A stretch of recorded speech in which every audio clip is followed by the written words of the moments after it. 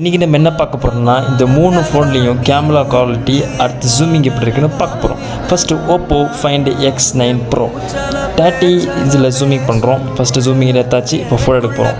Wow, சூப்பராக இருக்குங்க. இப்படி சாயங்காலம் நேரத்தில் பக்காவாக கொடுத்துருக்கு. அடுத்து சாம்சங் கேலக்ஸி S25 Ultra பார்ப்போம். இது ஜூமிங் பண்ணியாச்சு, இப்போ ஃபோட்டோ எடுத்துருவோம். 30x ஜூமிங் தான். வாவ், இதுவும் அதோட பெட்டர்னு சொல்ல முடியாது, பரவாயில்ல. அடுத்து Honor Magic 8 Pro, இதுவும் 30 ஜூமிங் பண்ணியாச்சு, இப்போ ஃபோட்டோ எடுத்துருவோம்.